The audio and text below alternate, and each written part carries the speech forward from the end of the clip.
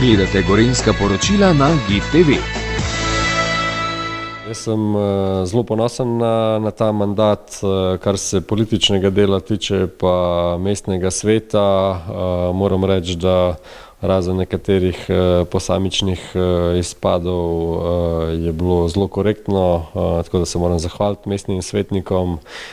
Kot sem že rekel, kljub temu, da ni bilo neke formalne koalicije, smo uspešno prekrmali ta mandat, podprli vse tiste projekte, ki so bili pomembni za Kranj, kar nekaj prostorskih načrtov, kar nekaj investicijskih projektov. Mislim, da v teh 4 letih, če imam prave številke v glavi, 70 milijonov investicij, kar je več kot kar nekaj mandatov prej skupaj.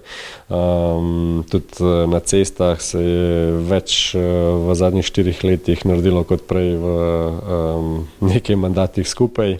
Tako da to so zasluge, ki si jih lahko vsi svetniki, vseh 33 pripišemo. Se pravi, naše složno delo je pač pripeljalo do tega, da smo uspeli kar nekaj teh stvari premakniti. Tudi tiste, ki so bile v Kranju 30 let nepremaknjene, so se pač zdaj uspele premakniti. Ampak jaz mislim, da je to tudi determiniranost župana in mestne uprave, da ta prave stvari pač predlagajo, da za ta prave stvari borijo in da se potem prepozna tudi na mestnem svetu, da so te stvari dobre, pa da jih je treba podpreti. Mislim, da je na lokalnem nivoju pač ni tega nekega delitve levo, desno, sredina, da če so pravi projekti, se jih vedno podpre.